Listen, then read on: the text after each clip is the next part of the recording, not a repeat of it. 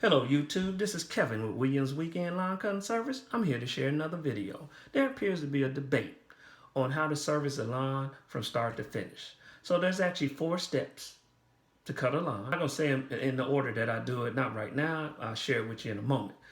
So we have blowing is one step. Trimming is a second step. Mowing is a third step. And edging is actually a 4th step. Now the big debate is what order do you do these steps in?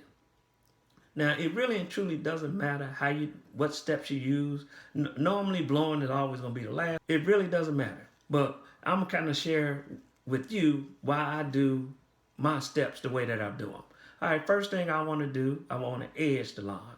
Okay, I'm a stick edger person. I can utilize a trimmer to actually edge the lawn, but because there's no guesswork when you're using a stick edger, and also it cuts down on liability, where the trimmer line's picking up rocks, slinging them in cars and all this other good stuff. And yes, I know you can turn this way or that way, so you can have the rocks go in a certain direction, but all it does is take one rock to fling over somewhere, and then you liable for that, and then your insurance has to pay, for some windows being broken out.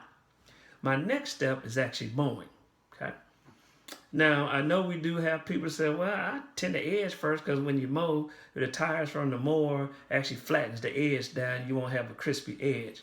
Well, let me tell you a solution to that. And this is what I do. When I'm on over the edge, I actually have one wheel on the pavement, one wheel on the grass, and it actually pulls the grass. It actually pulls the grass from the pavement up into more blades, and then throws it out into the grass. And it actually makes you a little bit more proficient, less blowing that you have to do also. All right, my next step, third step, would be trimming. Now, after I have mowed the grass, I use the grass height as my, I guess you could say like my guideline. And then I'll trim it down so everything will kind of match with each other. And I bet you never thought about this. When you go to the barber to get your hair cut, do they trim your hair first or do they cut it first? Got you on that one, didn't I? They actually cut your hair first and then they trim. So same thing should connect to mowing grass. Okay, so just saying. Again, bet you never thought about that one. All right, then lastly, of course, I will blow the debris off the concrete, hit them in the grass. And if there's any I'll actually walk the grass if I need to kind of spread everything out.